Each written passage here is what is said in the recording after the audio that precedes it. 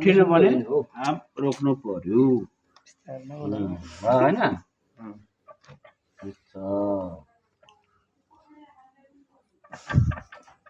जस्तो हाम्रो यसो पोइन्ट दिया छ केले दिया होला हैन यो टाइमिङ माथि टप आयो कि आएन भने तपाईको यहाँनिर 0 पोइन्ट लेखेको छ के यो यहाँसम्म हाल्नु पर्छ माथि आयो भने ठीक छ हैन बराबर राख्नु पर्यो है अब हामी आयो रोकड चिडिया हो उड्ने हो चिडिया है फिटिङ गर्ने बेला विचार गर्नु होला कहाँ यो झडेर भित्र गयो भने डबल खोल्नु पर्ला हैन कहाँ अड्क्यो भने यो सानो कारणले पुरै फेरि इन्जिन खोल्नु पर्ने हो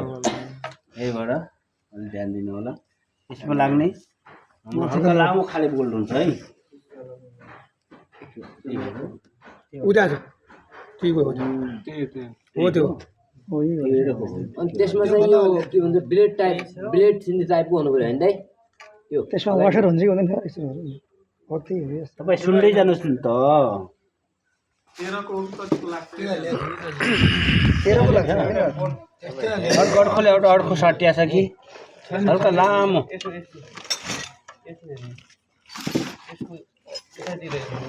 यहाँ छ कि यो त हैन यो छोटो भएर यसमा चाहिँ लामो खाले हुन्छ है यो हो यस्तै हो के यसमा हालेर कि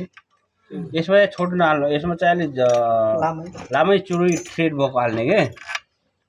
त्यसमा असर होला है असर कसैमा हुन्छ कसैमा हुँदैन तर यसमा हाल्नु पर्ने हो जस्तै यस्तो नट छ भने हाल्नु पर्छ अनि यस्तो नट छ भने हाल्नु पर्दैन के कति नम्बर 13 को लाग्छ होला हैन 13 को खाएन 14 कै लाग्छ हैन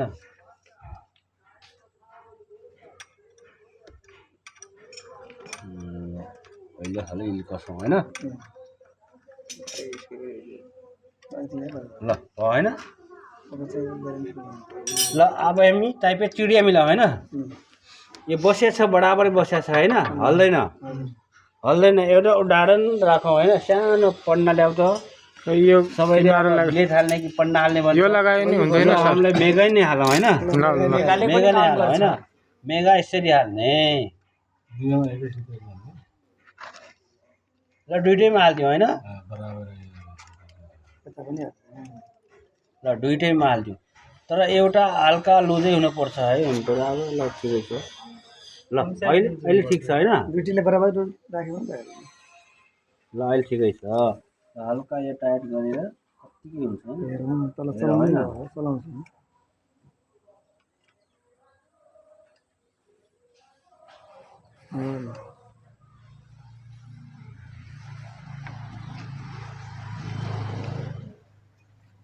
ल ठिक छ हैन अब यसलाई यहाँ पेचकसले रोक्ने यसलाई ठ्याक्क मिलाउने जेस्ट गर्ने हैन 10 नम्बर काट्छ तर यसै सानो पेचकस भइसकेको छ यतिकै रोकिराख्ने हैन यसलाई हल्का बोल्टले टाइट गर्ने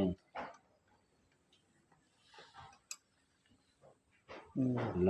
पानाले यसरी लगाउने जबर कस्ने है ल निकाल्ने हैन ल अलि चाल भयो नि ठीक भयो हैन ल ठीक भयो हैन कति अहिले घुम्यो हैन जस्तो हिजो हामीले गरारे मिलाएको थियौँ घुम्दैन थियो हैन यसरी घुम्नु पर्यो है चुडेकै यसरी घुम्नु पर्यो ठीक छ